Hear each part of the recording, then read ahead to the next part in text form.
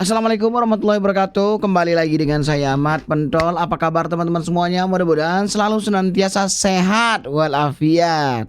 Nah, seperti biasa kalau Ahmad Pentol udah ada hadir di sini ya, kita akan mereaction beberapa cuplikan video-video yang mana di sini ada sangkut pautnya dengan kasus yang masih sampai sekarang panas ya. Ya, tentu saja tentang ijazah Pak Jokowi. Nah, di sidang Roy Suryo ini makin menarik nih untuk diikuti. Kali ini bukan hanya soal jalannya persidangan, tapi juga karena muncul nama yang cukup mengejutkan sebagai saksi, yaitu nama artis sekaligus politisi, yaitu Krishna Mukti. Roy Suryo bahkan dengan percaya diri mengatakan, "Kami hadirkan saksi yang fair."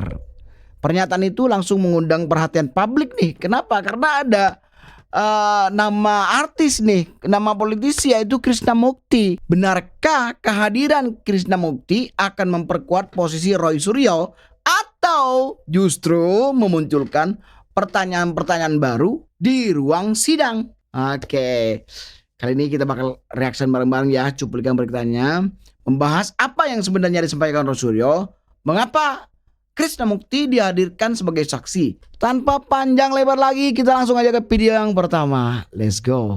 Bahwa argumentasi turut termohon yang mencampur adukan antara. Dalam jawaban yang dibacakan di hadapan hakim, Kejari Jakarta Selatan menjelaskan penetapan tersangka maupun penerbitan surat perintah penyidikan merupakan kewenangan penyidik Polda Metro Jaya. Karena itu Kejaksaan tidak memiliki kewenangan untuk membatalkan ataupun mempertanggungjawabkan status tersangka yang dipersoalkan Roy Suryo. Kejari juga menilai penarikan institusinya sebagai termohon merupakan kekeliruan subjek hukum. Selain itu pemirsa, Kejari mengungkapkan berkas perkara Roy Suryo telah dilimpahkan ke Pengadilan Negeri Jakarta Timur pada 23 Juni 2026. Dengan pelimpahan tersebut, status hukum Roy Suryo berubah menjadi terdakwa. Eksepsi kompetensi absolut permohonan pemohon keliru memasuki materi pokok perkara. Bahwa berdasarkan pasal 2 ayat 2 Peraturan Mahkamah Agung nomor 4 tahun 2016 tentang penyelenggaraan sidang pra-peradilan secara tegas menyatakan pemeriksaan pra-peradilan hanya menilai aspek formil dan tidak memasuki pemeriksaan materi pokok perkara. Bahwa dalil-dalil pemohon dalam angka 17 sampai dengan angka 24 murni berisikan analisis material mengenai unsur-unsur pasal 32 ayat 1 Undang-Undang nomor 11 tahun 2008 tentang informasi dan transaksi elektronik, mengenai perbuatan mengubah, menambah, atau merusak informasi elektronik milik orang lain. Perdebatan pemohon mengenai apakah perbuatan tersebut harus berupa tindakan fisik seperti mencuri hard disk atau peretasan cyber, serta pembuktian ada tindaknya niat jahat menurut turut termohon adalah murni ranah pembuktian material.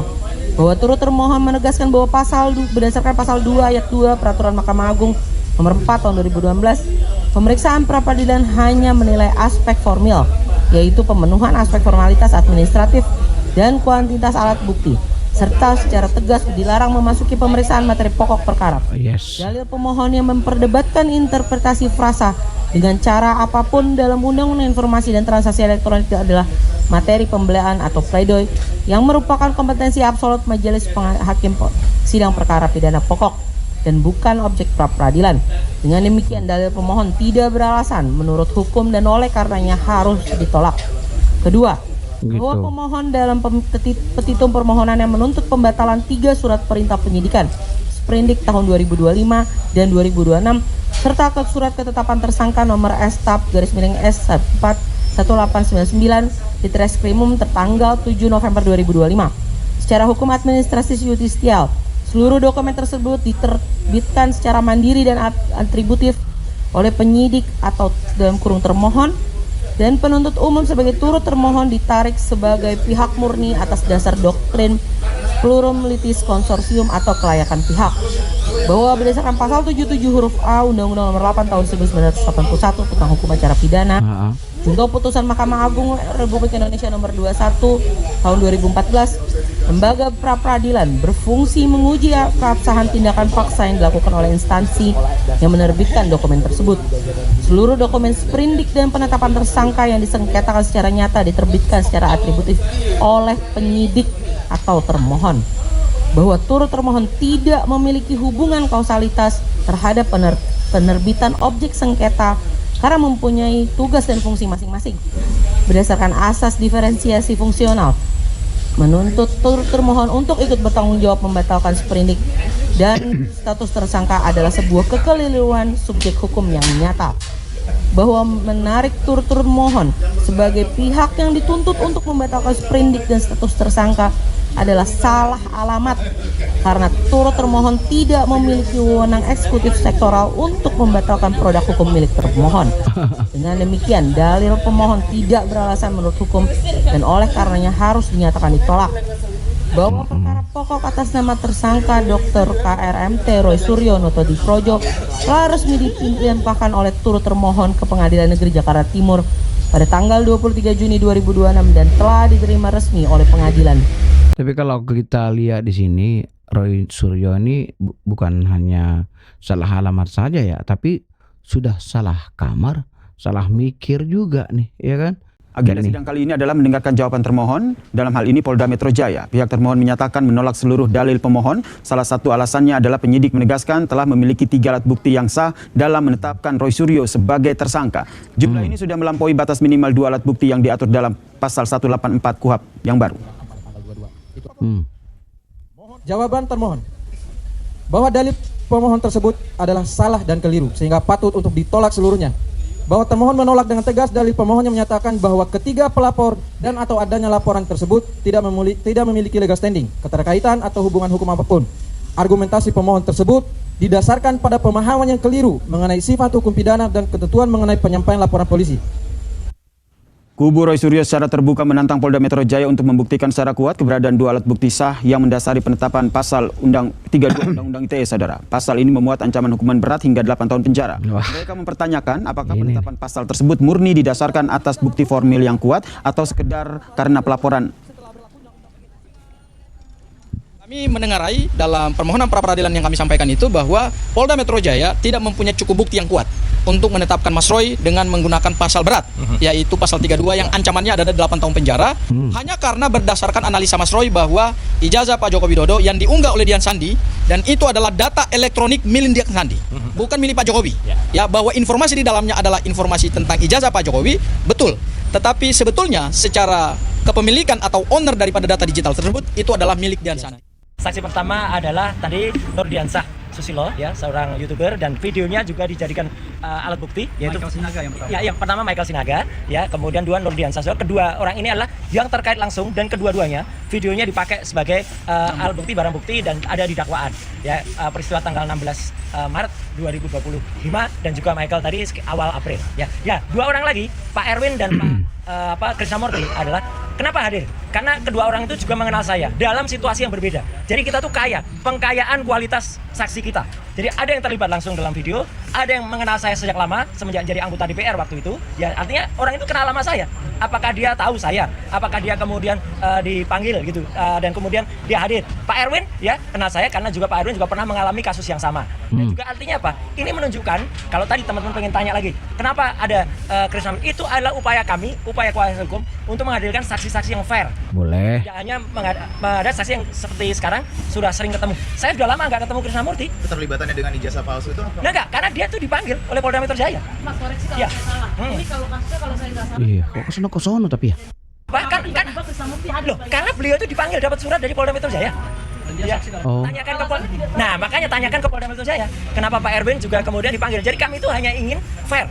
Kami fair. Saksi-saksi yang pernah dipanggil oleh Polda Metro Jaya kita undang kehadirannya di sini, ya. Itu clear ya. Jadi 2 yang jelas, kalau mungkin teman-teman akan wah iyalah jelas Mas Nurdiansah, Mas Ihan, Michael Sinaga itu kan dekat dengan iya. Ini ada 2 saksi yang saya ketemu Pak Erwin itu mungkin sudah berapa tahun yang lalu, udah nggak pernah ketemu lagi dengan Pak Krisnamurti. Ya, udah lama juga nggak ketemu. Tiba-tiba dia itu jadi saksi. Dan ketika beliau bersaksi di Polda Metro Jaya pun saya nggak tahu.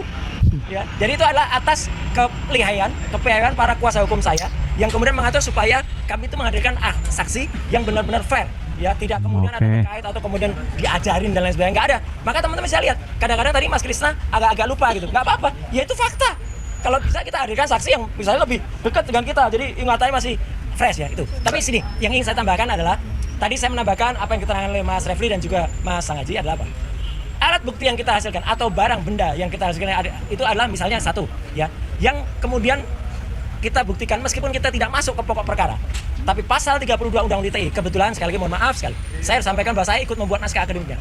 Itu adalah computer crime. Kejahatannya terjadi di dalam komputer. Dan itu bisa dijadikan barang bukti kalau bisa diakses.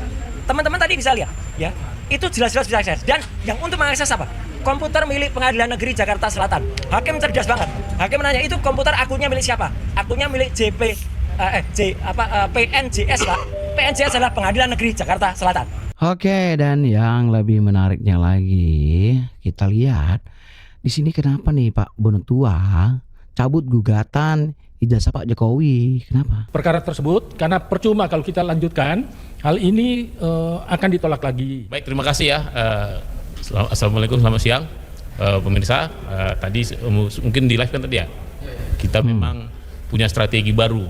Artinya perlu saya terangkan posisi sekarang ini kan gugatan awal sebenarnya kita sudah ditolak secara formil oleh hakim, namanya dismisal ya.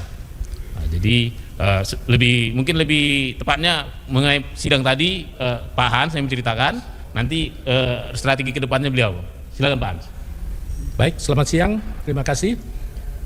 Hari ini kami menghadiri sidang perlawanan dismisal ya, perkara nomor 158 yang kami gugat adalah yang penggugat adalah Pak Bonotua Silalahi dan sebagai tergugat adalah pihak KPU DKI maupun KPU Pusat.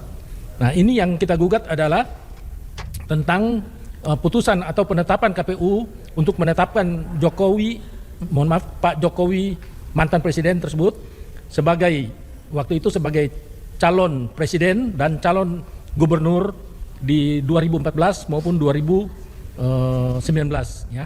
Nah, dalam putusan sela itu sudah diputuskan dismisal ya oleh hakim ya, di mana di situ ada sedikit kurang lengkapnya kita punya gugatan terutama di masalah legal formalnya.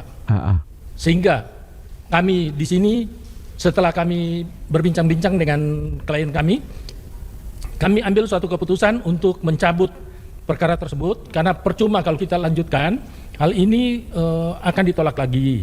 Jadi kita akan membuat suatu gugatan yang lebih baik supaya bisa diterima oleh KPU dan kami akan berhasil karena bukti-bukti yang kami ajukan itu sangat baik, sangat kuat, sehingga sayang sekali kalau ini harus sampai terjadi ditolak. Intinya ingin membuat strategi baru, boleh. Oke, kita lihat nih Krisna Mukti nih bos ya. Kayaknya di sini ke Bang Krisna Mukti nih ya. Penyidik yang untuk mengonter atau membantah jawaban saudara, apakah ada saksi lain atau Dia bersaksi untuk Roy Suryo deh dia. pemohon melakukan perbuatan seperti hacking, mengunduh pada hard disk, flash disk, laptop milik saudara Joko Widodo dan selanjutnya mengubah, menambah, mengurangi, melakukan transmisi, merusak, menggelapkan, memindahkan, menyembunyikan suatu informasi elektronik dan atau dokumen elektronik milik saudara Joko Widodo. Pernah tidak? Tidak. Tidak ada ya. Izin yang mulia untuk menayangkan bukti P17 di mana saudara Joko Widodo menyerahkan ijazah ke Polda Metro Jaya. Oke.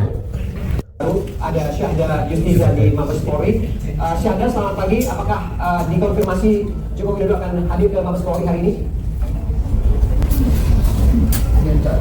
Baik, selamat pagi Ferdi dan juga Tapi bahwasanya pada hari ini Jokowi memang sebagai terlapor ini diinformasikan bahwa akan tiba di sini untuk melakukan serangkaian khususnya penyerahan dokumen ijazah kepada penyidik Bareskrim Polri. Nah, tapi kami tadi mengkonfirmasi bahwasanya per hari ini baru saja sekitar beberapa menit yang lalu pukul 9:30 pihak kuasa hukum dari Presiden ke-7 Republik Indonesia Jokowi yakni Yakub Hasibuan tiba di Bareskrim Polri untuk memenuhi panggilan dalam rangka penyerahan dokumen ijazah terkait dengan polemik ijazah palsu yang melibatkan Presiden ke-7 Jokowi itu sendiri.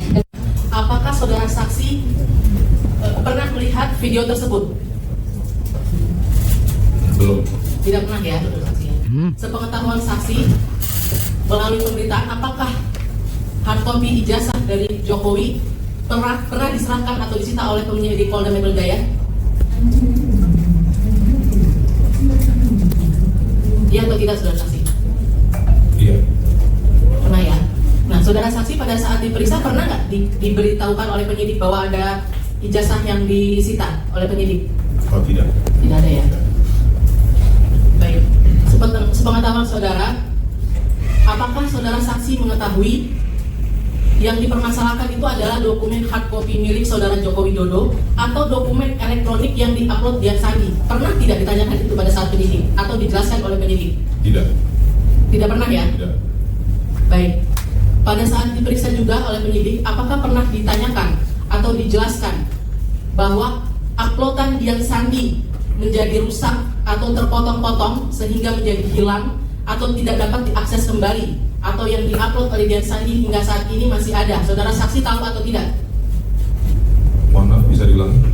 Apakah sepengetahuan saksi perbuatan yang dipermasalahkan mengenai uploadan dari Dian Sandi, uploadan tersebut menjadi rusak atau terpotong-potong sehingga menjadi hilang Pasti atau bilangnya tidak tidak. dapat diakses kembali?